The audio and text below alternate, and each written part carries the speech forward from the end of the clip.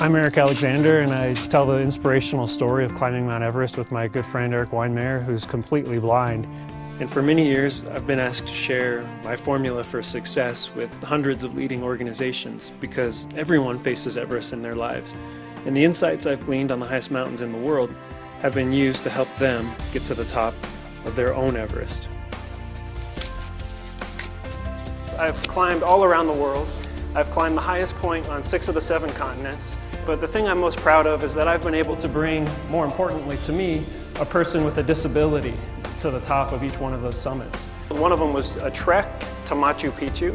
I took 9 blind high school students, many of whom had never been out of their really neighborhood. From that group, I've taken 4 blind teenagers and then summited Mount Kilimanjaro in Africa at 19,340 feet. I've climbed the highest peak on the European continent, Mount Elbrus. We made not only the first blind ascent of this peak, but the first blind ski descent. Well, we set off on a training climb of a mountain here called Ama de Blanc. It's a neighbor of Everest. It's not as high, but technically it's more demanding. And we would be going here the year before we were to set off for Everest. I was guiding my friend Eric, and by this time I was exhausted.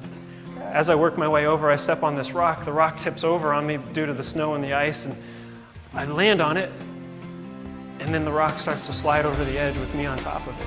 I begin to fall. I started to fall 600 feet, and people always ask me, what were you thinking? You know, as if you can really formulate a good thought there at 19,000 feet in the middle of a fall. But I was thinking what anyone would be thinking, and that was, do these pants make me look fat? No, it's just, ah! 4-letter words were coming out of my mouth. Grab, help, stop. I fell 150 feet, but I had the good fortune of that fall being broken up by a few good rock outcrops. And well, I didn't break any bones, but that night my lungs started to fill up with fluid. I got high-altitude pulmonary edema. I was then put in this chamber called a Gamow bag. It's a pressurized chamber. Well, when I got home, my pulmonary edema turned into pneumonia. I felt as though I had the letter L stamped on my forehead. 2 months before I was to go to Everest, I lost my best friend. He went out snowboarding alone. I got a phone call from his roommates saying Joseph hasn't shown up at home. And when I looked down from the top of that cliff, I saw my friend snowboard looking back up at me. He ended up suffocating and dying. And pretty much fear and doubt have taken over. I didn't know what to do. I thought there's absolutely no way I'm coming back. Well, it was a year later then, after my accident, that I found myself back in the Himalayas. Working our way up through the Khumbu Valley, we would be trekking along, thinking of new ways of doing things. Trying to figure out what the most efficient way is to get my friend Eric up the trail. I would say Everest is a monumental task, no matter what. But to go there, to even think of doing it without eyesight, it makes it almost twice as high. The Sherpas said in our culture, blind people don't come out and do this. And we're all ready to cry, you know, because he's going to tell his sad story of going blind. And instead, he just goes and pulls out his prosthetic eyes. Looks around the room, puts them back in, and the Sherpas who were there, they just said, please do not do that again.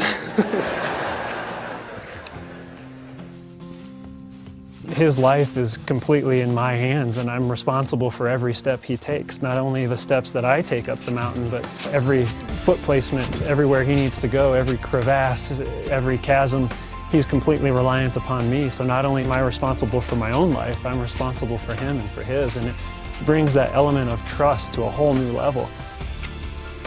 And that made us a strong team. We had trust. I would trust these guys with my life. Eric would trust me with his life, and I would trust him with mine. Please welcome to the 700 Club, Eric Alexander. Welcome. It is great to have you with us. Thank you very much. What made you want to do this?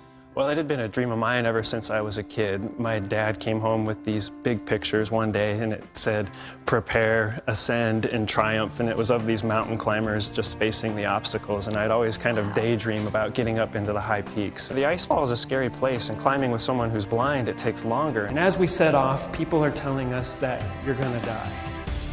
They're telling him that to his face. They're telling me that, hey, he's going to take you with him. My response is, that's great, Mom and Dad, but I appreciate your comments, but really we have what it takes. But it was also the elite Himalayan veterans that were saying, you're going to die. You know, the thing that really made that hard to accept was that they didn't know us personally. And I imagine a lot of you are out there facing challenges and taking things on, and you have your critics, and possibly those people just don't know you personally and don't know what you're capable of. One or two team members fail, and the whole thing can come apart, right? Mm-hmm. People were quick to say our weakest link was a person who's blind. Right. But believe it or not, that was our strength, because that was the central point, that we could all have a focus. And it took the focus off of ourselves and our own egos and our own pride and all of these other things, and it allowed us to maximize our individual strengths and gifts for the good of the team. I'm always looking for new mountains to climb and new heights to achieve. Even though I've stood on top of the world, there's still so much out there that I want to do. I hope that you'll do the same, that you'll take a risk and you'll see the possibilities and you'll muster up that courage, but that you'll do it together and find no limits to what you can achieve.